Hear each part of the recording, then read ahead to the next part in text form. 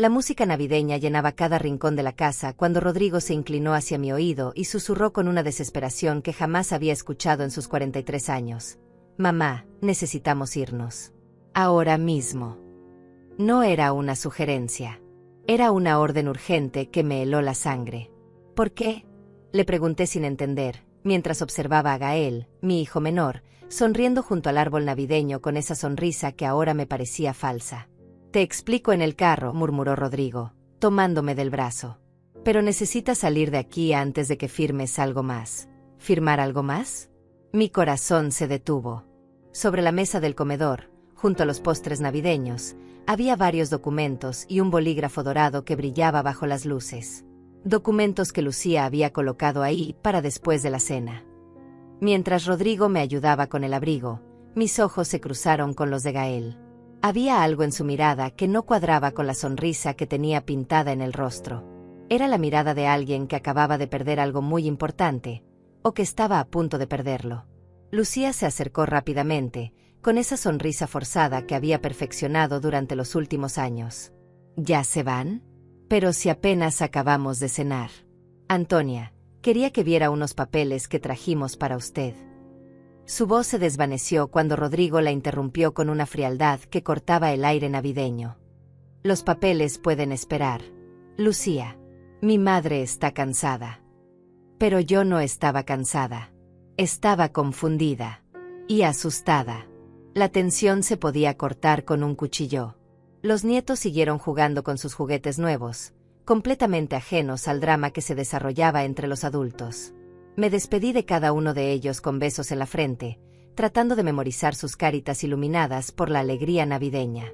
No sabía si los volvería a ver pronto, y esa incertidumbre me dolía más que cualquier otra cosa. Gael intentó acercarse para darme el abrazo de despedida de siempre, pero algo en mi interior me hizo retroceder. Que tengas buenas noches, hijo, le dije con una voz que sonaba extraña hasta para mí misma. Sus ojos se llenaron de confusión, luego de algo que parecía pánico. Mamá, ¿está todo bien?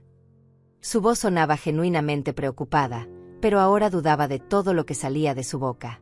Mientras caminábamos hacia el carro, el aire frío de diciembre me golpeó el rostro como una bofetada de realidad. Rodrigo mantenía su mano en mi espalda, guiándome con una protección que no había sentido en años. Su carro estaba estacionado bajo la luz de un farol, y cuando abrió la puerta del pasajero, pude ver que sus manos temblaban ligeramente.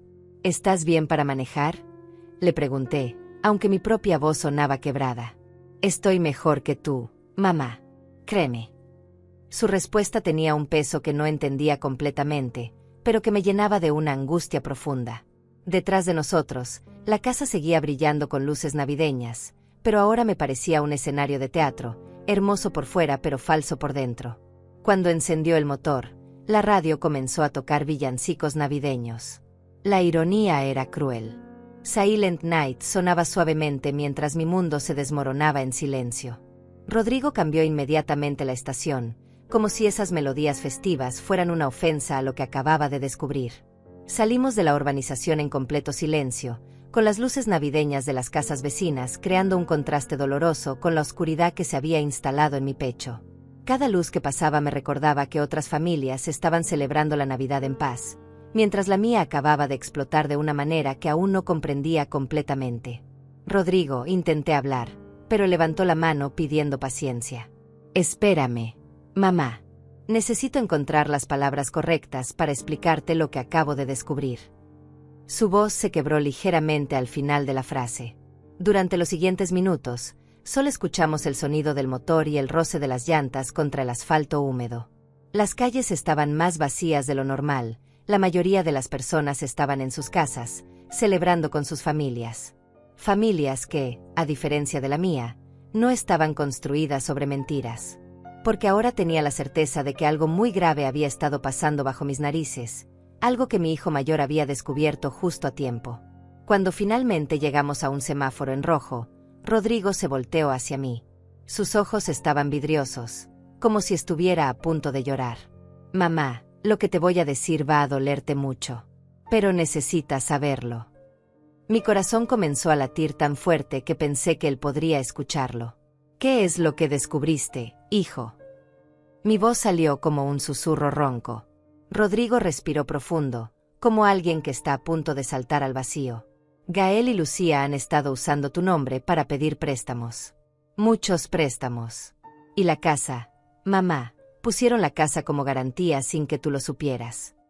El mundo se detuvo. Las luces del semáforo se volvieron borrosas. Los documentos que querían que firmaras esta noche eran para hacer oficial una deuda de 200,000 pesos. Una deuda que nunca pediste, pero que está a tu nombre. El semáforo cambió a verde, pero ninguno de los dos se movió. Rodrigo tenía las manos aferradas al volante, esperando mi reacción. Pero yo no podía reaccionar. No podía procesar que mis propios hijos, la carne de mi carne, hubieran estado jugando con mi vida, con mi casa, con mi futuro. ¿Cómo?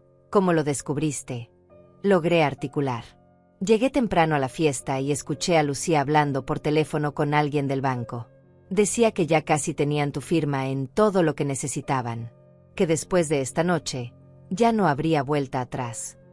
Sus palabras eran puñales que se clavaban en mi corazón de madre. Un corazón que había dado todo por esos hijos, que había trabajado doble turno durante años para darles una educación, que había vendido joyas de mi madre para pagarles la universidad. Detrás de nosotros, otro carro tocó la bocina impaciente. Rodrigo arrancó lentamente, pero su atención seguía dividida entre la carretera y mi rostro descompuesto. Hay más, mamá. Mucho más. Pero necesito llevarte a un lugar seguro primero. ¿Un lugar seguro? Mi propia casa ya no era segura. Mi propia familia ya no era segura. Me recosté en el asiento del carro y cerré los ojos, tratando de entender cómo había llegado a este punto.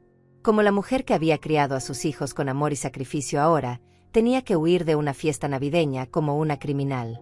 Pero mientras las lágrimas comenzaban a rodar por mis mejillas, algo más comenzó a crecer en mi interior.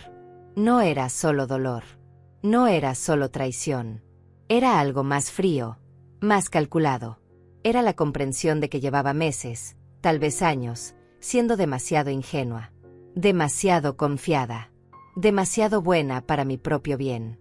Rodrigo, dije con una voz que ya no reconocía como mía. Llévame a casa. Tengo cosas que hacer. Él me miró extrañado por el espejo retrovisor. ¿Estás segura, mamá? Podemos ir a mi apartamento esta noche. Mañana vemos qué hacer. Pero yo ya sabía qué hacer.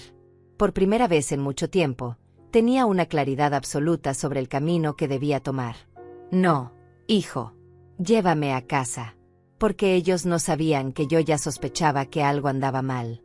Y definitivamente no saben lo que soy capaz de hacer cuando me traicionan las personas que más amo. Mi voz había tomado un tono que sorprendió hasta a mí misma. Era la voz de una mujer que acababa de despertar de un sueño muy largo y muy ingenuo. Hace 3 años, cuando Gael llegó a mi casa con lágrimas en los ojos diciéndome que Lucía estaba embarazada y que necesitaban ayuda para el enganche de su primera casa, yo no dudé ni un segundo. Vendí los aretes de oro que mi madre me había regalado el día de mi boda y les di cada peso que tenía ahorrado. Es para mi nieto, me dije, para que crezca en una casa propia.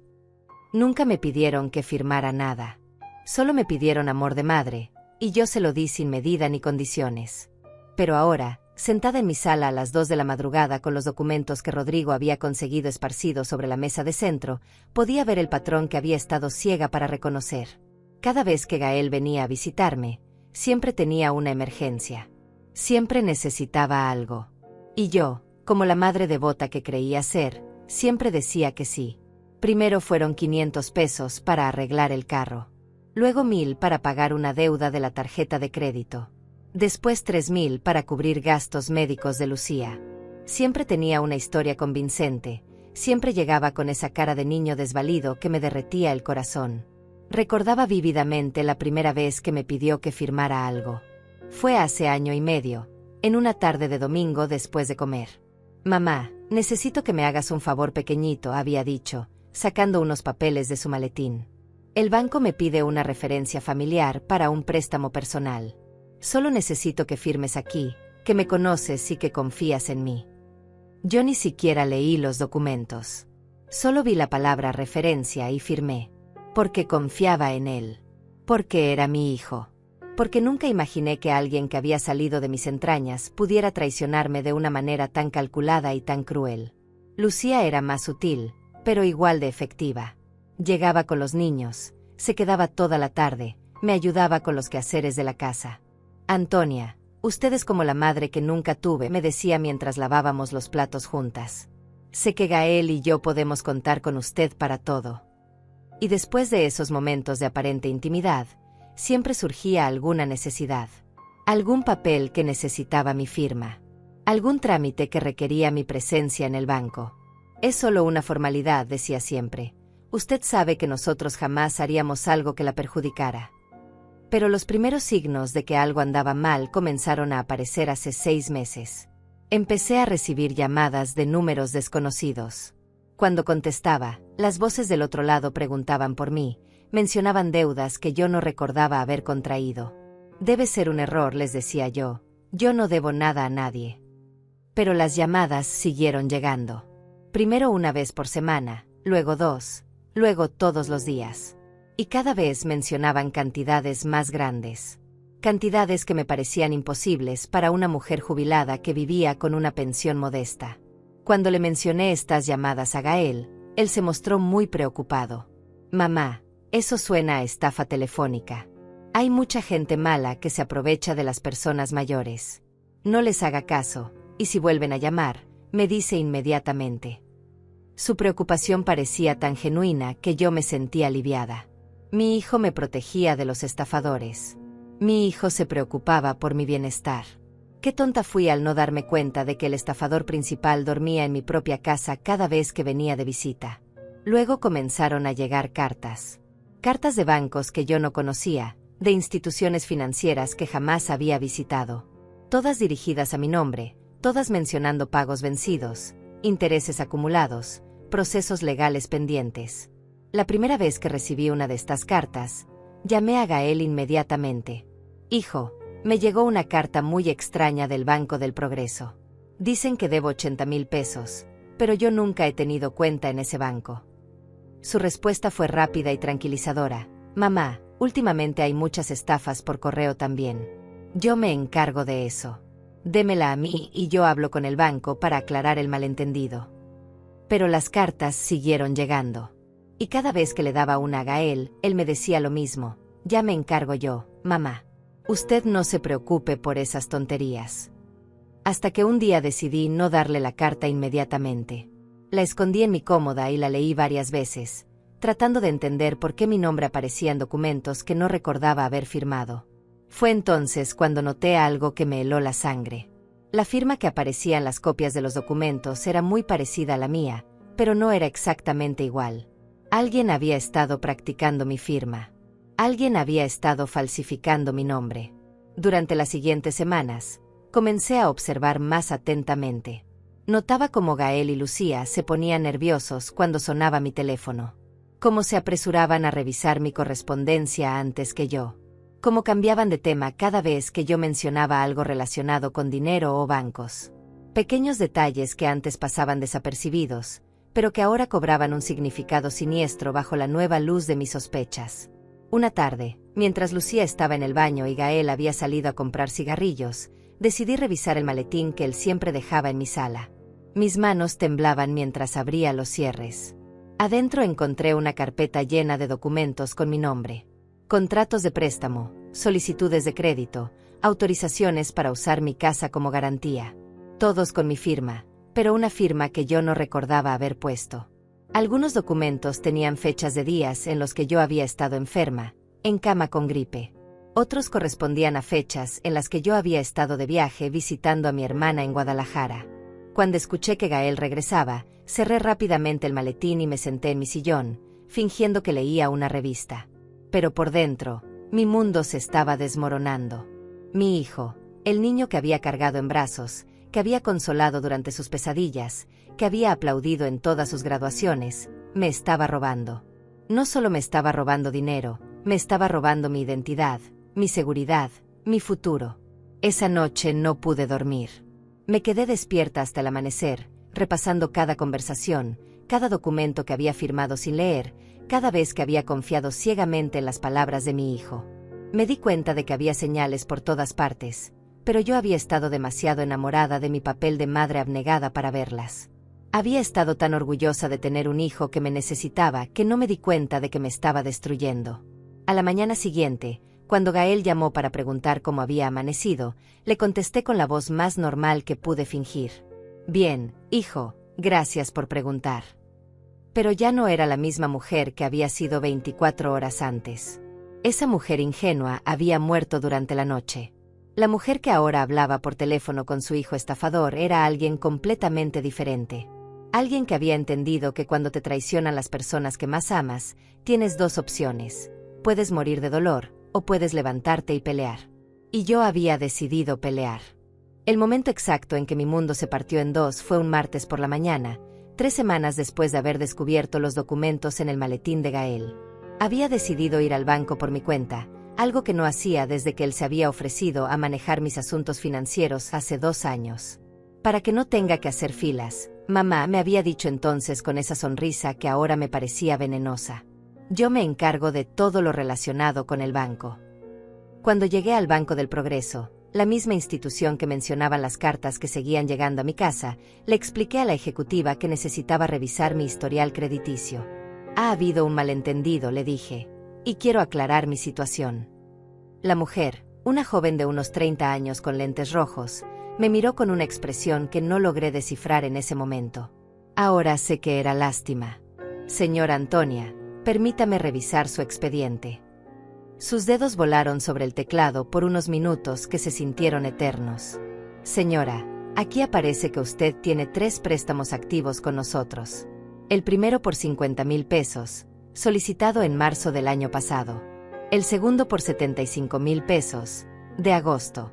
Y el más reciente, por 100,000 pesos, que se autorizó hace apenas 2 meses. Mi respiración se detuvo. 125,000 pesos. Una cantidad que representaba más de 3 años de mi pensión completa. Eso es imposible, logré susurrar.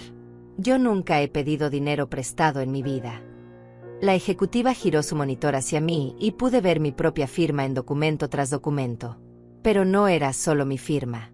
También estaba mi credencial de lector, mi comprobante de ingresos, mi escritura de la casa. Todo había sido fotocopiado y presentado como si yo hubiera estado presente en cada trámite. ¿Recuerda haber venido a firmar estos documentos?, me preguntó la mujer con una voz cada vez más suave. Yo negué con la cabeza, sintiendo como las lágrimas comenzaban a nublar mi vista. ¿Alguien más tiene acceso a sus documentos personales? En ese momento, todo encajó con una claridad brutal. Las veces que Gael había ayudado a organizar mis papeles. Las ocasiones en que había llevado mi credencial al banco para actualizar datos. Los momentos en que había insistido en acompañarme a firmar documentos que, según él, eran puras formalidades. Cada acto de aparente cuidado filial había sido en realidad un paso calculado en un plan para robarme todo lo que tenía. Señora, me temo que esto parece un caso de usurpación de identidad, continuó la ejecutiva. ¿Tiene usted familiares que conozcan sus datos personales? La pregunta me golpeó como un martillo. Mi hijo, murmuré. Mi hijo tiene acceso a todos mis documentos. La mujer asintió con esa expresión que las personas usan cuando ven algo terrible, pero no se sorprenden por ello. Lamentablemente, es más común de lo que pensamos. Los casos de fraude familiar han aumentado considerablemente en los últimos años. Salí del banco en estado de shock. Caminé por las calles de mi barrio sin rumbo fijo, tratando de procesar lo que acababa de descubrir. No solo me habían robado dinero. Me habían robado mi identidad, mi tranquilidad, mi futuro. Y lo peor de todo, lo había hecho mi propio hijo. El niño que había cuidado cuando tenía fiebre, al que había enseñado a andar en bicicleta, por quien había trabajado doble turno durante años para que pudiera estudiar la universidad. Cuando llegué a casa, encontré a Lucía en mi cocina preparando café. Antonia. ¡Qué sorpresa! No sabía que había salido. Su sonrisa era radiante, pero ahora podía ver la falsedad detrás de cada gesto. Vine a dejarle unos tamales que hice ayer. Y quería preguntarle si podía cuidar a los niños el viernes por la noche. Gael y yo queremos salir a cenar para celebrar nuestro aniversario. La naturalidad con la que hablaba de celebraciones mientras me estaban robando sistemáticamente me provocó náuseas. ¿Dónde está Gael?, pregunté, tratando de mantener mi voz estable. Está trabajando, pero viene en la tarde. Dijo que tenía unas cosas que platicar con usted. Apuesto a que sí tenía cosas que platicar. Probablemente quería que firmara más documentos, que avalara más préstamos, que pusiera en riesgo lo poco que me quedaba. Lucía, le dije, necesito preguntarte algo y quiero que me contestes con honestidad. Ella ladeó la cabeza con esa expresión de inocencia que había perfeccionado. Claro, Antonia. Usted sabe que puede preguntarme lo que sea. ¿Sabes algo sobre unos préstamos que aparecen a mi nombre en el Banco del Progreso? La pregunta salió de mi boca con una calma que no sentía. Lucía parpadeó varias veces, como si estuviera procesando información. ¿Préstamos? No, no sé nada. ¿Por qué? ¿Pasó algo? Su actuación era buena, pero no lo suficiente. Podía ver el nerviosismo detrás de sus ojos, la forma en que sus manos buscaban algo que hacer para evitar mi mirada. Alguien ha estado usando mi nombre para pedir dinero prestado. Mucho dinero. ¡Ay, Dios mío! Eso es terrible. Su expresión de shock parecía genuina, pero yo ya no creía en nada que saliera de su boca. ¿Ya reportó esto a la policía? Hay que encontrar al responsable. La facilidad con la que sugería involucrar a las autoridades me confirmó que sabía exactamente quién era el responsable y que confiaba en que yo nunca sería capaz de denunciar a mi propio hijo. Todavía no he decidido qué hacer, le respondí. Pero te aseguro que voy a llegar hasta el fondo de este asunto. Esa tarde, cuando Gael llegó a casa, ya estaba preparada para él. Había escondido todos los documentos que había conseguido en el banco y había decidido poner a prueba mi teoría. Hijo, tengo una noticia maravillosa, le dije con la sonrisa más grande que pude fingir. Mi hermana me va a regalar su casa de Guadalajara. Solo necesito firmar unos papeles para hacer la transferencia. Los ojos de Gael se iluminaron de una manera que me rompió el corazón. No era la alegría de un hijo feliz por la buena fortuna de su madre. Era la codicia de un estafador que veía una nueva oportunidad. ¡Qué maravilloso, mamá! ¿Necesita ayuda con los trámites? Usted sabe que yo conozco bien estos procesos. Ahí estaba. La confirmación que necesitaba. Ni siquiera había preguntado detalles sobre la supuesta herencia. Solo había ido directo a ofrecerse para ayudar con los papeles. Bueno, si necesitaría que me acompañaras al notario mañana. Dicen que son muchos documentos y tú entiendes mejor estas cosas que yo. Su sonrisa se hizo aún más amplia. Por supuesto, mamá. Yo me encargo de todo. Esa noche, después de que Gael se fuera, me senté en mi cama y lloré como no había llorado desde que murió mi esposo. Lloré por la madre ingenua que había sido. Lloré por los años de trabajo que había perdido para enriquecer a un hijo que me veía como una fuente de dinero fácil. Lloré por los nietos que probablemente ya no vería crecer. Pero sobre todo, lloré por la traición. Por descubrir que el amor más puro que había conocido en mi vida había sido manipulado y usado en mi contra. Cuando se me acabaron las lágrimas, algo cambió dentro de mí. Ya no era solo dolor lo que sentía. Era una determinación fría y calculada. Gael había cometido un error al subestimarme. Había asumido que yo siempre sería la madre sumisa y confiada que había sido durante 67 años. Pero esa mujer había muerto esa mañana en el banco. La mujer que ahora planeaba su próximo movimiento era alguien completamente diferente. Alguien que había aprendido a jugar el mismo juego sucio que le habían enseñado sus propios hijos. Me levanté de la cama y fui a mi cómoda. Del último cajón saqué el teléfono de mi vecina Estela, quien trabajaba como notaria. Era hora de comenzar mi propia investigación. Era hora de reunir mis propias pruebas. Porque si Gael quería jugar con documentos y firmas falsas, yo le iba a enseñar cómo se jugaba ese juego cuando lo hacías con las reglas correctas y las autoridades apropiadas. A las 7 de la mañana siguiente llamé a Estela.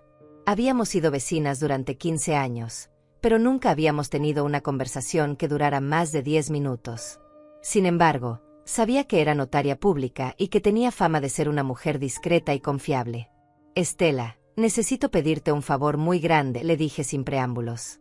Y necesito que quede entre nosotras. Su voz se tornó seria inmediatamente.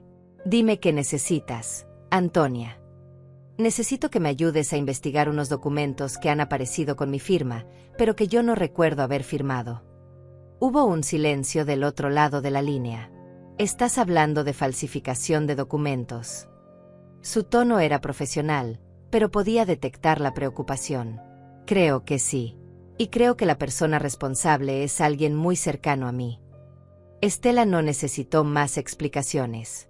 Ven a mi oficina a las 10. Y trae todos los documentos que tengas. Durante las siguientes 2 horas, reuní cada papel que pude encontrar en mi casa. Copias de mi credencial de elector, comprobantes de ingresos, escrituras de la casa, estados de cuenta bancarios. También incluí las cartas que había estado recibiendo y los documentos que había conseguido en el banco el día anterior. Todo lo metí en una bolsa de tela y caminé las 3 cuadras hasta la oficina de Estela con el corazón latiendo como un tambor de guerra. La oficina de Estela era pequeña pero organizada. Estantes llenos de códigos legales, una computadora moderna y un escritorio amplio donde extendimos todos mis documentos. Antonia, me dijo mientras examinaba los papeles, esto es muy serio. Aquí hay pruebas claras de que alguien ha estado falsificando tu firma de manera sistemática. Señaló las diferencias entre mi firma real y las que aparecían en los documentos fraudulentos. Mira aquí, tu A real tiene una inclinación hacia la derecha, pero en estos documentos está completamente vertical. Y la carita sorprendida final de Antonio siempre la haces con un pequeño círculo arriba, pero aquí están cerradas de manera diferente. ¿Qué puedo hacer?, le pregunté. Estela se recostó en su silla y me estudió con una expresión que mezclaba compasión y determinación. Legalmente, tienes varias opciones. Puedes presentar una denuncia penal por usurpación de identidad y fraude. Puedes iniciar un proceso civil para recuperar tu dinero. Y puedes solicitar medidas cautelares para proteger tus bienes restantes. Cada palabra sonaba como un martillo golpeando clavos en un ataúd. El ataúd de mi relación con Gael. Pero necesitas estar preparada para las consecuencias, continuó Estela. Si procedes legalmente, va a salir a la luz quién hizo esto. Y por lo que me estás contando, tienes serias sospechas de quién es el responsable. Asentí con la cabeza. Es mi hijo menor, Gael, y su esposa Lucía. Las palabras salieron de mi boca como veneno que finalmente escupía después de haberlo tragado durante meses. Entiendo, dijo Estela. Esto va a ser muy doloroso para ti, pero también necesario. ¿Cuánto tiempo tomaría un proceso legal?, le pregunté. Meses, tal vez años. Pero mientras tanto, podemos tomar medidas inmediatas para protegerte. Estela comenzó a escribir en una libreta. Primero, vamos a poner una alerta de fraude en tu historial crediticio para que nadie pueda pedir más préstamos en tu nombre. Segundo, vamos a solicitar copias certificadas de todos los documentos fraudulentos para tener pruebas irrefutables. Tercero, vamos a cambiar las cerraduras de tu casa y vamos a conseguir una caja de seguridad para tus documentos originales. Pero yo tenía otros planes. Estela, antes de ir por la vía legal, quiero intentar algo diferente. Ella me miró con curiosidad. Quiero darles la oportunidad de confesar y de intentar reparar el daño. Pero necesito tu ayuda para organizarlo de manera que no puedan escapar o destruir evidencias. Los ojos de Estela se entrecerraron. ¿Qué tienes en mente? Quiero organizar una reunión familiar. Una cena de Año Nuevo donde supuestamente voy a anunciar que voy a hacer mi testamento oficial. Necesito que tú estés presente como testigo, pero que ellos no sepan que sabes la verdad. Antonia, eso es arriesgado. Si realmente han estado estafándote de esta manera, podrían volverse desesperados si piensan que van a perder acceso a tu dinero. Pero mi decisión ya estaba tomada. Estela, durante 67 años he sido una mujer que evita los conflictos, que pone la paz familiar por encima de todo. Pero ya no puedo seguir siendo esa mujer. Necesito confrontar esto cara a cara. Necesito verlos a los ojos cuando sepan que descubrí su traición. Durante las siguientes 2 semanas, Estela y yo trabajamos como conspiradoras. Ella contactó a un detective privado que comenzó a investigar las transacciones bancarias y los movimientos financieros de Gael y Lucía. Los resultados fueron devastadores. No solo habían usado mi dinero para comprar su casa, También habían financiado un carro nuevo, unas vacaciones a Cancún y hasta habían invertido en un pequeño negocio que había fracasado en 6 meses. El detective nos proporcionó fotografías de Gael entrando y saliendo de bancos en fechas que coincidían exactamente con las firmas fraudulentas. También encontró registros de llamadas entre Gael y Lucía donde discutían cuánto más dinero podían sacar antes de que yo me diera cuenta. Escuchar esas grabaciones fue como recibir puñaladas directas al corazón. Mi propio hijo hablaba de mí como si fuera una cuenta bancaria con patas. Mientras tanto, mantuve mi rutina normal con ellos. Seguí recibiendo sus visitas dominicales, seguí cocinando para los nietos, seguí fingiendo que no sabía nada. Pero ahora cada abrazo se sentía como una mentira, cada te amo, mamá sonaba como una burla. La parte más difícil era ver a los nietos jugando en mi sala, sabiendo que su propia educación estaba siendo financiada con dinero robado de su abuela. Una tarde, Gael llegó con más documentos. Mamá, necesito que me firme esto. Es para renovar el seguro de vida que tiene con la empresa de papá. Tomé los papeles y los examiné cuidadosamente, usando todo lo que Estela me había enseñado sobre cómo leer contratos. No era renovación de seguro. Era una autorización para usar mi casa como garantía en otro préstamo, esta vez por 200,000 pesos. Déjame leerlo con calma, hijo, le dije. Ya sabes que me gusta entender todo antes de firmar. ¿Para qué, mamá? Es lo mismo de siempre. Solo necesito su firma aquí.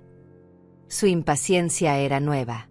Antes siempre había sido paciente con mis preguntas, pero ahora podía ver la desesperación en sus ojos. Probablemente tenía deudas que pagar, compromisos que cumplir. No, Gael. Esta vez voy a leer todo completamente. Y si tengo dudas, voy a consultar con un abogado. Su rostro cambió completamente. ¿Un abogado? ¿Por qué necesita un abogado? No confía en mí. Por supuesto que confío en ti, hijo.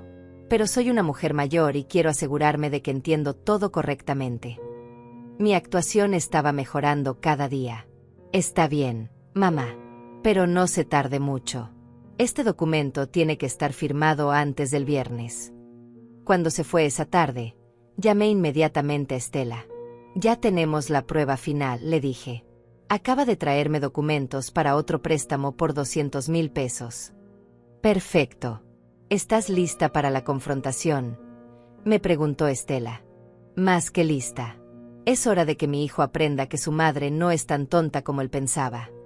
Esa noche, comencé a planear la cena de Año Nuevo que cambiaría todo para siempre. Una cena donde la madre sumisa y confiada daría paso a una mujer que había aprendido a defender lo suyo, sin importar cuánto doliera el proceso. La invitación que envié a Gael y Lucía era perfecta en su simplicidad. Quiero que vengan a cenar el 31 de diciembre para celebrar el Año Nuevo en familia. Tengo algo muy importante que anunciarles sobre mi testamento y el futuro de la familia. Sabía que esas palabras serían como miel para sus oídos codiciosos. No tuvieron que pensarlo 2 veces antes de confirmar su asistencia. Por supuesto, mamá. Estaremos ahí sin falta, me dijo Gael por teléfono, y pude detectar la emoción apenas contenida en su voz. Durante los días previos a la cena, cada detalle fue planeado con precisión militar. Estela y yo repasamos el plan una y otra vez. Ella llegaría como mi asesora legal para ayudarme con los documentos del testamento. Traería una grabadora pequeña escondida en su bolso, así como copias de todas las pruebas que habíamos reunido. El detective privado estaría estacionado afuera de mi casa, listo para documentar cualquier intento de escape. Y yo tendría que actuar como la matriarca generosa que está a punto de repartir su herencia. El 31 de diciembre llegó con un cielo gris que parecía presagiar la tormenta que estaba por desatarse. Pasé la mañana cocinando el mole que a Gael le gustaba desde niño, preparando las tortillas a mano como me había enseñado mi madre, arreglando la mesa con la vajilla buena que solo usaba en ocasiones especiales. La ironía era cruel. Estaba preparando la última cena familiar de mi vida con el mismo amor y dedicación de siempre. A las 6 de la tarde, Estela llegó puntualmente. Llevaba un vestido verde elegante y un maletín de cuero que contenía nuestro arsenal de evidencias. ¿Estás nerviosa?, me preguntó mientras revisaba que la grabadora funcionara correctamente. Más que nerviosa, le confesé. Estoy aterrada. Pero también estoy furiosa. Y la furia me está dando más fuerza que el miedo. Ella asintió con comprensión. Recuerda, no tienes que demostrar nada esta noche. Solo tienes que darles la oportunidad de confesar. Si no lo hacen, procederemos con la denuncia legal mañana mismo. Gael y Lucía llegaron a las 7 en punto, cargados de regalos para los nietos y una botella de champán para celebrar. Los niños corrieron hacia mí con sus abrazos de siempre, ajenos completamente al drama que estaba a punto de desarrollarse. «Abuela, trajimos fuegos artificiales para medianoche», gritaba el mayor, de 8 años. Mi corazón se contrajo pensando que posiblemente sería la última vez que escucharía esa alegría en sus voces cuando estuvieran en mi casa. «Mamá, le trajimos este champán francés para celebrar», dijo Lucía con esa sonrisa radiante que ahora me parecía venenosa. «Estamos muy emocionados por escuchar sus planes para el testamento». Gael asintió vigorosamente. «Sí, mamá. Queremos asegurarnos de que todo esté en orden para que usted tenga tranquilidad». La facilidad con la que hablaban de mi muerte futura mientras planeaban robarme en el presente me daba escalofríos. Durante la cena, mantuve la conversación ligera y familiar. Les pregunté por el trabajo, por los planes de los niños para el nuevo año, por sus resoluciones. Pero podía ver la impaciencia creciendo en sus ojos. Cada vez que mencionaba algo trivial, Gael desviaba la conversación hacia los documentos importantes que habíamos venido a discutir. «Mamá, ¿ya preparó los papeles que quería mostrarnos?», preguntó finalmente, cuando terminamos el postre. «Por supuesto, hijo.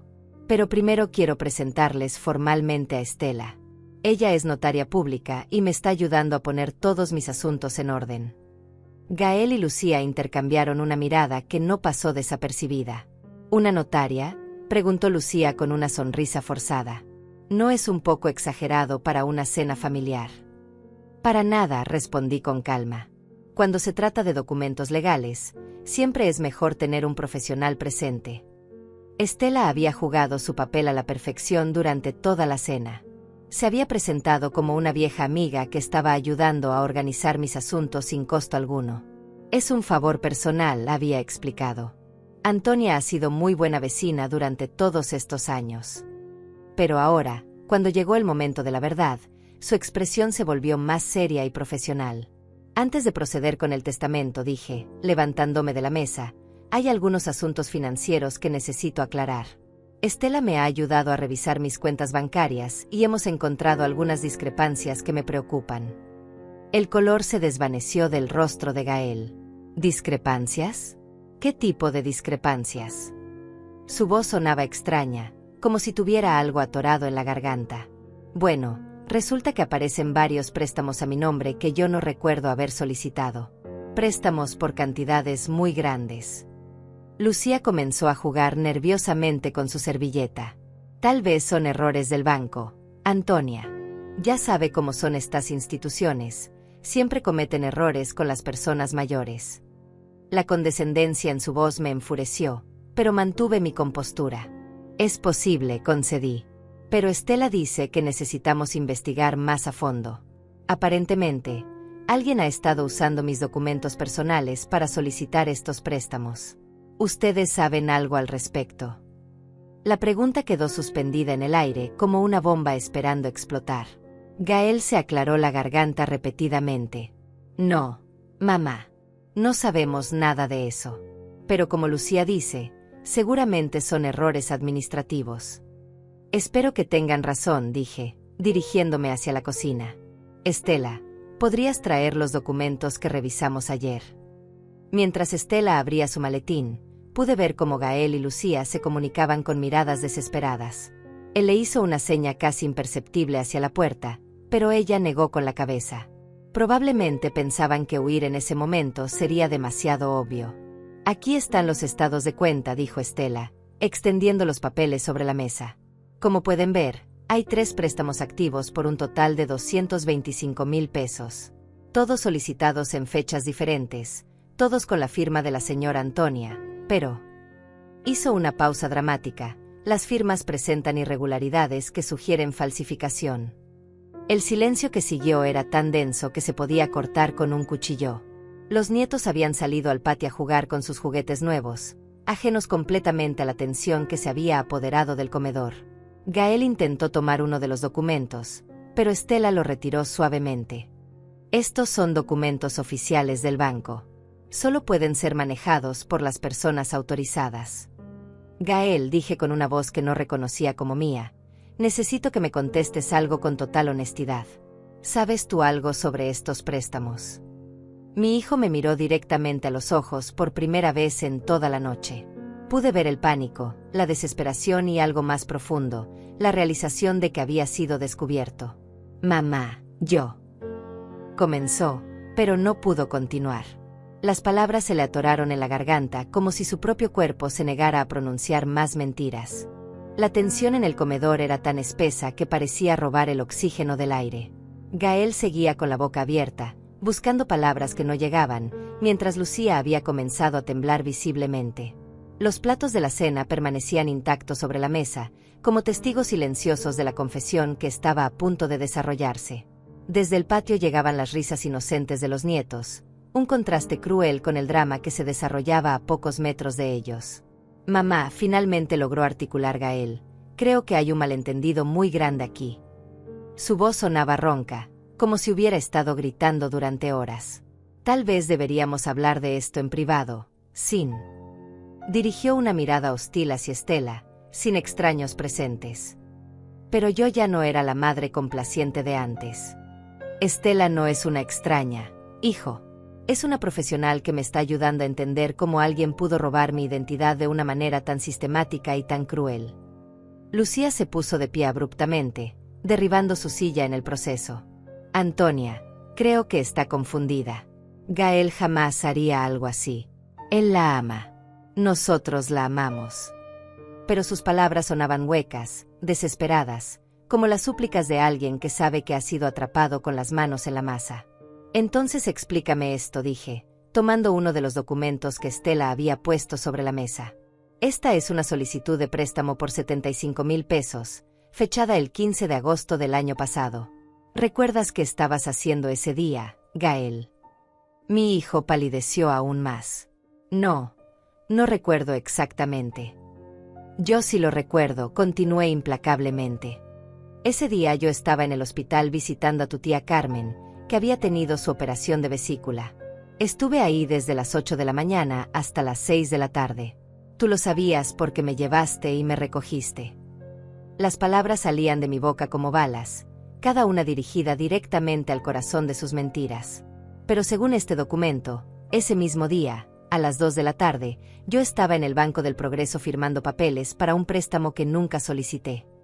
Estela intervino con voz profesional pero firme. También tenemos registros fotográficos de alguien muy parecido al señor Gael entrando al banco exactamente a las 1:45 de la tarde de ese día. Sacó una fotografía de su maletín y la colocó sobre la mesa. Era Gael, claramente reconocible, caminando hacia la entrada del banco con una carpeta en la mano. La evidencia era irrefutable, devastadora, definitiva. Esto es una trampa, explotó finalmente Gael, golpeando la mesa con ambas manos.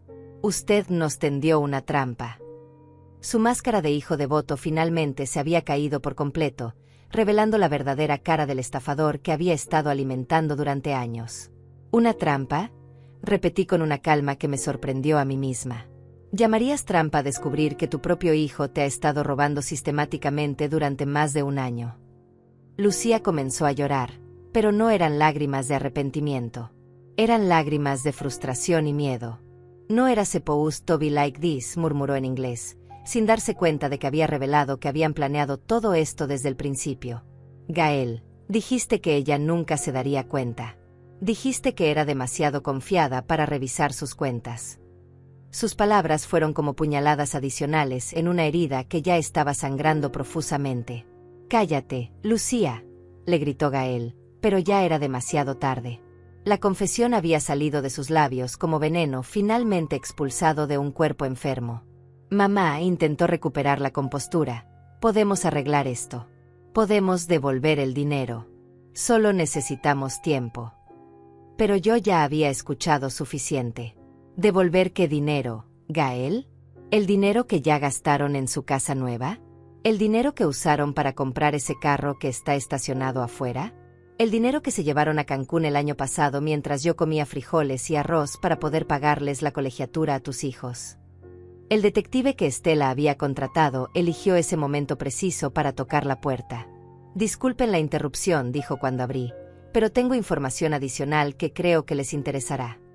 Entró con una carpeta llena de documentos y fotografías. Hemos rastreado el uso de los fondos obtenidos fraudulentamente. Además de los gastos personales, hay evidencia de que intentaron establecer un segundo préstamo usando como garantía una propiedad en Guadalajara que supuestamente pertenece a la señora Antonia. Eso es mentira, gritó Gael, pero su voz se quebró al final. Nosotros nunca. Pero el detective continuó imperturbable. El préstamo fue negado porque la propiedad en cuestión no existe. Aparentemente, falsificaron también esos documentos. La red de mentiras y fraudes era aún más extensa de lo que yo había imaginado. No solo me habían robado lo que tenía, sino que habían intentado robar cosas que ni siquiera existían. Desde el patio llegó la voz del nieto mayor. Abuela, ya casi son las 12. Venga a ver los fuegos artificiales. La inocencia de esa voz contrastaba brutalmente con la sordidez de lo que se estaba revelando en el comedor. Ve con los niños, le dije a Lucía con una frialdad que no sabía que poseía. No quiero que ellos vean esto. Pero ella no se movió. Estaba paralizada por el shock y la realización de que su mundo se estaba desmoronando. Gael, dije finalmente, mi voz cargada con el peso de 67 años de vida y una decepción que me llegaba hasta los huesos. Quiero que me digas exactamente cuánto tiempo llevas planeando esto. Quiero que me digas si alguna vez me amaste realmente o si siempre fui solo una cuenta bancaria con sentimientos para ti. Mis palabras flotaron en el aire como acusaciones definitivas, esperando una respuesta que sabía que nunca llegaría. Mi hijo se desplomó en su silla, finalmente derrotado por el peso de sus propias mentiras. Mamá, susurró. Empezó como algo pequeño. Solo íbamos a pedir prestado un poco hasta que mejorara nuestra situación financiera. Íbamos a devolvérselo todo. Pero incluso en su supuesta confesión, seguía mintiendo. Porque la evidencia mostraba que nunca había habido intención de devolución. Solo había habido un plan sistemático para drenar cada peso que yo tenía hasta dejarme en la ruina. Las campanadas de medianoche comenzaron a sonar en la distancia, marcando el final de un año y el comienzo de otro. Pero para mí, también marcaban el final de una vida basada en la confianza ciega y el comienzo de una nueva existencia donde ya sabía exactamente de qué era capaz la gente que más amaba en el mundo. Las campanadas de medianoche resonaban en el aire cuando saqué mi teléfono y puse en reproducción la primera grabación. Era la voz de Gael hablando con alguien por teléfono, obtenida por el detective 3 días antes. Sí, ya casi terminamos de sacar todo lo que podemos de la vieja. Después de que firme estos últimos papeles, podremos vender la casa y liquidar todo antes de que se dé cuenta. Su propia voz llenó el comedor como un fantasma acusador, cada palabra una puñalada directa a lo que quedaba de mi corazón maternal. Gael se puso de pie violentamente, tan rápido que su silla se volcó hacia atrás. Eso está sacado de contexto. Usted no entiende. Pero yo levanté la mano pidiendo silencio y puse la segunda grabación. Esta vez era Lucía hablando con su hermana. Antonia es tan ingenua que ni siquiera lee lo que firma. Es como tener acceso a un banco que nunca cierra. Gael dice que podemos seguir así hasta que se muera, y para entonces ya habremos asegurado el futuro de nuestros hijos. Las risas que siguieron a esas palabras eran como cuchillos cortando el aire. No, murmuró Lucía, llevándose las manos a la cara. No, no, no. Eso no era. Yo no quise decir. Pero las grabaciones continuaron. Una tras otra, conversaciones telefónicas donde discutían cuánto más podían sacar antes de que yo sospechara. Donde calculaban el valor de mi casa. Donde planeaban convencerme de mudarme a un asilo para poder vender la propiedad más rápidamente. Cada grabación era una revelación más horrible que la anterior, un nivel de traición que ni en mis peores pesadillas había imaginado posible. «Basta», gritó Gael, tratando de arrebatarme el teléfono. Pero Estela se interpuso entre nosotros con una firmeza que no esperaba de una mujer de su estatura. «Señor, le sugiero que se siente y escuche. Estas grabaciones son evidencia legal de un delito federal. Su comportamiento agresivo solo empeorará su situación». El detective también se había puesto de pie, con una mano cerca de su radio, listo para pedir refuerzos si la situación se salía de control. Puse la tercera grabación, la más devastadora de todas. Era Gael hablando con Lucía sobre mí. La vieja ya está perdiendo la memoria de todas formas. Dentro de unos años no recordará ni su propio nombre. Es mejor que aprovechemos ahora, antes de que alguien más se dé cuenta de lo fácil que es manipularla. Las palabras resonaron en el comedor como una sentencia de muerte para cualquier vestigio de amor que pudiera quedar entre nosotros. Perdiendo la memoria, repetí con una voz que no reconocía como mía. ¿Crees que soy una anciana senil que no sabe lo que hace? Me levanté de mi silla y caminé hacia Gael, que retrocedió como si yo fuera una aparición amenazante. ¿Sabes que recuerdo perfectamente, hijo? Recuerdo cada peso que gasté en tu educación. Recuerdo cada noche que trabajé doble turno para comprarte los libros que necesitabas. Recuerdo cada vez que vendía algo mío para darte algo a ti. Saqué de mi bolso una carpeta que había preparado especialmente para este momento. También recuerdo esto, dije, extendiendo fotografías sobre la mesa. Eran imágenes de Gael y Lucía en restaurantes caros, en hoteles de lujo, comprando ropa de marca. Todas las fotografías tenían fechas que correspondían exactamente con los retiros de dinero de los préstamos fraudulentos. Mientras tú cenabas langosta en el mejor restaurante de la ciudad, yo estaba comiendo sopa de pasta para ahorrar dinero que creía que era para emergencias familiares. Mamá, por favor. Gael intentó acercarse con las manos extendidas en un gesto de súplica que ya no me conmovía. Podemos arreglar esto. Podemos ir a terapia familiar. Podemos. ¿Podemos qué? Lo interrumpí. ¿Podemos fingir que no me robaste la tranquilidad de mis últimos años? ¿Podemos pretender que no planeabas dejarme en la indigencia? Mi voz había subido de volumen hasta convertirse casi en un grito. Podemos actuar como si no hubieras traicionado todos los valores que te enseñé desde que eras niño. Estela eligió ese momento para revelar la evidencia final. Señora Antonia, también tenemos esto. Sacó un documento de su maletín y lo colocó sobre la mesa con ceremonia. Es una solicitud para declarar incompetencia mental, firmada por su hijo Gael y presentada ante un juzgado hace 2 semanas. Aparentemente, planeaban hacer que la declararan mentalmente incapaz para poder tomar control total de sus bienes. El documento era real, oficial, devastador. En él, Gael declaraba bajo juramento que yo mostraba signos de demencia senil, que ya no era capaz de manejar mis propios asuntos financieros, y que él debía ser nombrado mi tutor legal. La fecha de presentación era apenas 5 días después de nuestra última cena familiar, donde habíamos celebrado el cumpleaños de mi nieto mayor. El mismo día que Gael me había ayudado a arreglar el jardín y me había dicho que me amaba. Esto es lo que más me duele, dije, sosteniendo el documento con manos que ya no temblaban. No es solo el dinero. No es solo la casa. Es que estabas dispuesto a declararme loca para poder robarme más fácilmente. Estabas dispuesto a quitarme mi dignidad, mi autonomía, mi derecho a tomar mis propias decisiones. Las lágrimas finalmente comenzaron a rodar por mis mejillas, pero no eran lágrimas de tristeza. Eran lágrimas de furia pura y liberadora. Lucía había comenzado a hiperventilar. No podemos ir a la cárcel, repetía una y otra vez. Tenemos hijos. Tenemos responsabilidades. Pero yo ya no sentía compasión por sus circunstancias. Responsabilidades, repetí. ¿Como la responsabilidad de cuidar a la madre que les dio todo? ¿Como la responsabilidad de ser honestos con la mujer que confió en ustedes ciegamente? Mi voz era hielo puro.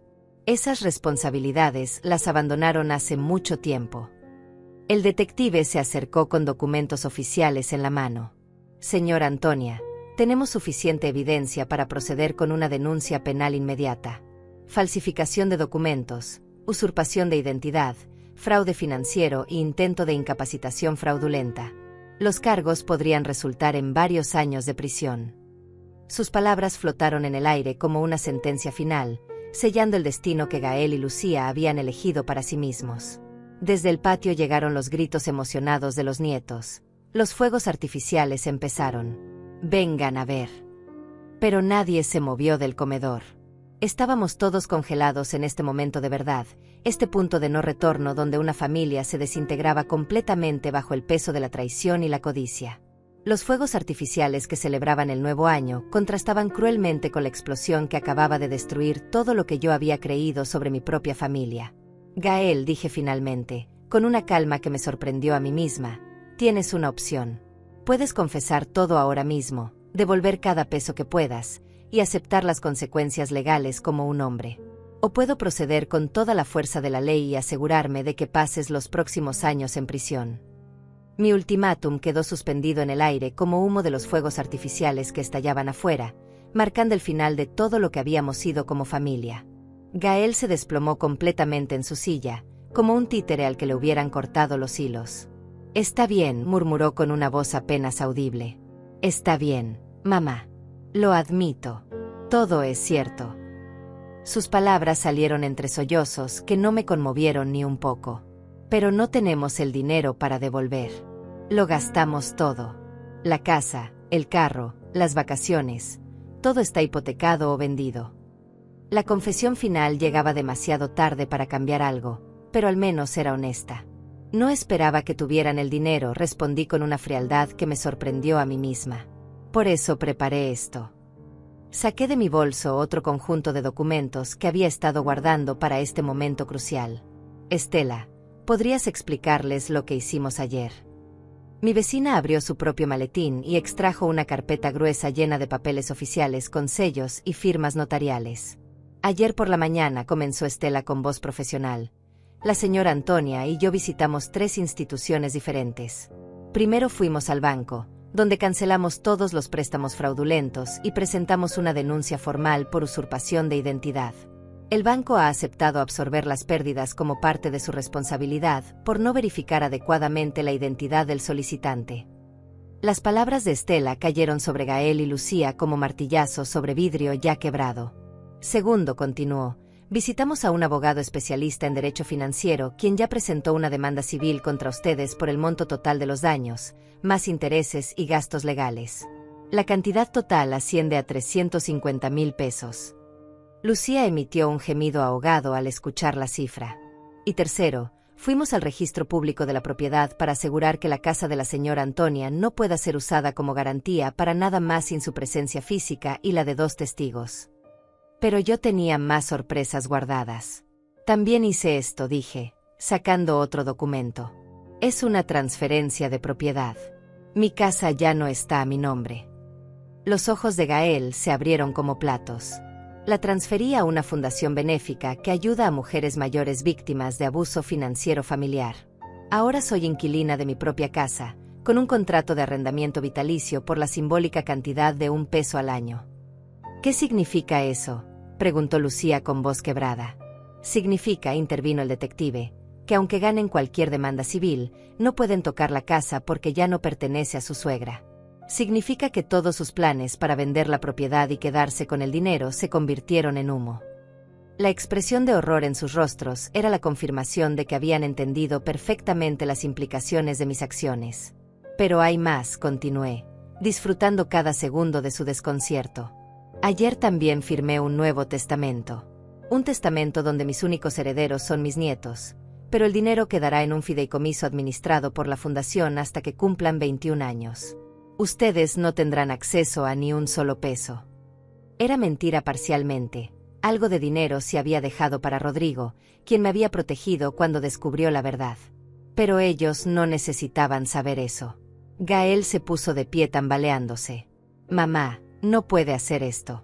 Somos sus hijos. Tenemos derechos». «¿Derechos?», repetí con una risa que sonaba extraña hasta para mí. ¿Qué derechos tienen los ladrones sobre las pertenencias de sus víctimas? ¿Qué derechos tienen los hijos que planean declarar demente a su madre para robarle más fácilmente?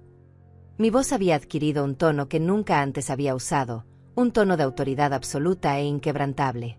«Además», añadió Estela, «tenemos esto». Sacó una orden judicial de su maletín. «Es una orden de restricción. Gael y Lucía tienen prohibido acercarse a menos de 500 metros de la señora Antonia, de su casa, de su lugar de trabajo o de cualquier institución financiera donde ella tenga cuentas». El documento oficial con el sello del juzgado era la guinda del pastel de mi venganza meticulosamente planeada. Lucía comenzó a llorar descontroladamente. No pueden separarnos de nuestros hijos. Son sus nietos. Pero yo ya había pensado en eso también. Los niños pueden visitarme cuando quieran, supervisados por Rodrigo o por un trabajador social. Pero ustedes han perdido para siempre el derecho de usar mis sentimientos hacia mis nietos como herramienta de manipulación.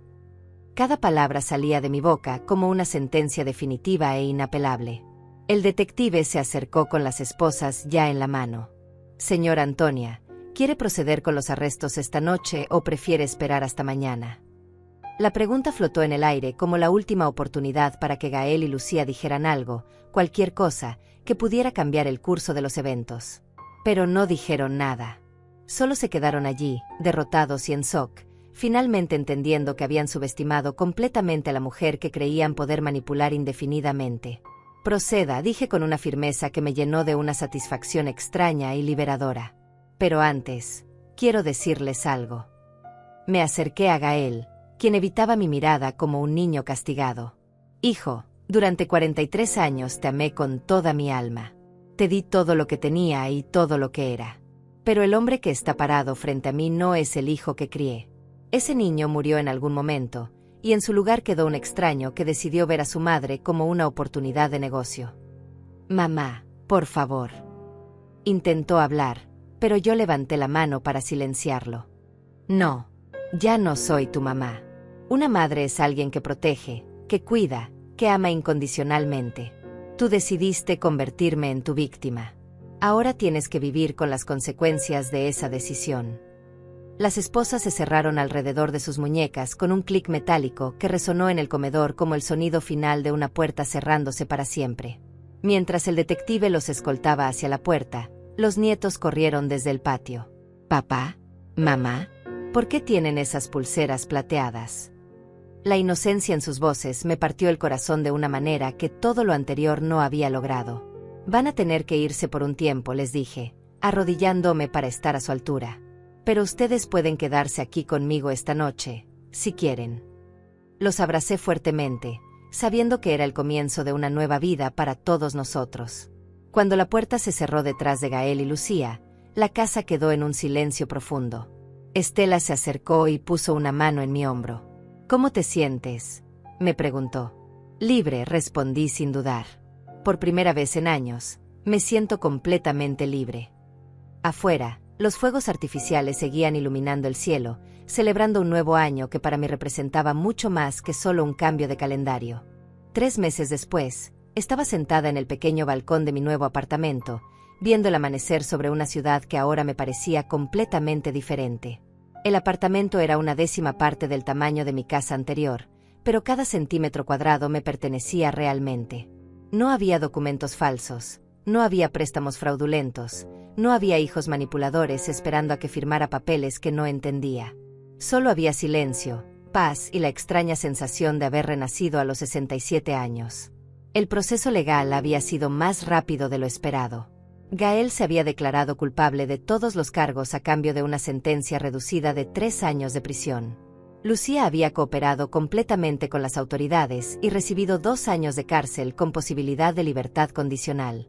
Los niños ahora vivían temporalmente con mi hermana en Guadalajara, visitándome cada 2 semanas bajo la supervisión de una trabajadora social que se había convertido en algo parecido a una amiga. La fundación a la que había transferido mi casa había resultado ser exactamente lo que esperaba. Dirigida por mujeres que habían pasado por experiencias similares, entendían perfectamente por qué había tomado las decisiones que tomé. «Es más común de lo que la gente piensa», me había explicado la directora, una mujer de 50 años que había perdido todo cuando su propio hermano la estafó usando documentos falsificados. El abuso financiero familiar es una epidemia silenciosa. Mi rutina diaria había cambiado completamente. Ya no pasaba las mañanas preocupándome por llamadas de bancos o cartas amenazantes. En lugar de eso, me levantaba temprano, preparaba café solo para mí, y leía los periódicos sin que nadie me interrumpiera pidiendo favores o dinero. 3 días a la semana trabajaba como voluntaria en la misma fundación que ahora era propietaria de mi antigua casa, ayudando a otras mujeres mayores que habían sido víctimas de sus propias familias. Rodrigo venía a visitarme todos los domingos. Nuestra relación se había fortalecido de una manera que no esperaba. Mamá me había dicho la semana anterior: Me siento culpable por no haber descubierto antes lo que estaba pasando. Pero yo le había asegurado que no era su responsabilidad protegerme de su propio hermano. Tú fuiste el único que me defendió cuando importaba, le había respondido. Eso es lo que cuenta. Las primeras semanas después de la confrontación habían sido las más difíciles. No por arrepentimiento o por extrañar a Gael y Lucía, sino por acostumbrarme a una vida donde ya no tenía que estar constantemente en guardia. Durante décadas había vivido en piloto automático, siendo la madre que daba todo sin cuestionar nada. Ahora tenía que aprender a ser simplemente Antonia, una mujer con sus propios deseos, necesidades y límites. Había comenzado a tomar clases de computación en el centro comunitario del barrio. Nunca es tarde para aprender algo nuevo, me había dicho la instructora, una mujer de mi edad que había comenzado a usar Internet después de cumplir 70 años. Tenía razón. A los 67 años estaba descubriendo un mundo completamente nuevo, y me sentía como una adolescente explorando territorio inexplorado. También había comenzado a escribir. No sabía si alguien más lo leería alguna vez, pero necesitaba documentar lo que había pasado. Cada noche, antes de dormir, escribía unas páginas sobre mi experiencia, sobre las señales que había ignorado, sobre las lecciones que había aprendido. Tal vez algún día esto pueda ayudar a otra mujer en mi situación, pensaba mientras llenaba página tras página con mi historia. El dinero ya no era una fuente constante de ansiedad. Con mi pensión, el pequeño ingreso que recibía de la fundación por mi trabajo voluntario, y los ahorros que había logrado proteger, tenía suficiente para vivir cómodamente en mi nuevo apartamento. No era rico, pero era mío. Cada peso que gastaba era una decisión que tomaba libremente, sin manipulación ni presión de nadie más. Una tarde, mientras organizaba los pocos objetos personales que había decidido conservar de mi antigua vida, encontré una fotografía de Gael cuando tenía 5 años. En la imagen, estaba abrazándome después de haber ganado un premio en la escuela por su proyecto de ciencias. Sus ojos brillaban con orgullo y amor genuino. Por un momento, sentí una punzada de tristeza por ese niño que había existido alguna vez. Pero luego recordé las grabaciones, los documentos falsificados, los planes para declararme demente, y guardé la fotografía en una caja que cerré definitivamente. El perdón no significa permitir que te sigan lastimando, me había dicho la terapeuta que había comenzado a ver mensualmente. Puedes perdonar el dolor que te causaron sin exponerte a más daño. Sus palabras se habían convertido en mi mantra personal. Había perdonado a Gael y Lucía en mi corazón, no por ellos sino por mí misma, para poder seguir adelante sin cargar el peso del resentimiento. Pero perdonar no significaba olvidar, y definitivamente no significaba darles otra oportunidad de traicionarme. Los nietos habían sido lo más difícil de navegar en toda esta situación. Durante las visitas supervisadas, el mayor me había preguntado por qué su papá y su mamá no podían venir conmigo. A veces los adultos toman decisiones que los lastiman a ellos y a las personas que aman, le había explicado con la mayor honestidad posible para su edad. Pero tú no hiciste nada malo, y yo siempre te voy a amar sin importar qué pase. Era una conversación que tendríamos que tener muchas veces más a medida que crecieran y entendieran mejor lo que había pasado. Ahora, sentada en mi balcón viendo cómo la ciudad despertaba, me di cuenta de que por primera vez en décadas me sentía verdaderamente en paz. No tenía que preocuparme por el próximo favor que me iban a pedir, por el próximo documento que me iban a hacer firmar, por la próxima mentira que me iban a contar. Mi vida era pequeña, simple y completamente mía. Mi nombre ya no pertenece a quienes me traicionaron, murmuré hacia el amanecer, recordando una frase que había leído en uno de los libros de autoayuda que ahora devoraba. Mi historia apenas comienza. A los 67 años había aprendido que nunca es demasiado tarde para defenderte, para establecer límites, para elegir tu propia felicidad sobre la falsa paz de una familia disfuncional. Me levanté de mi silla, respiré profundamente el aire fresco de la mañana, y entré a mi apartamento para comenzar otro día de mi nueva vida. Una vida que era completamente, inquebrantablemente, mía.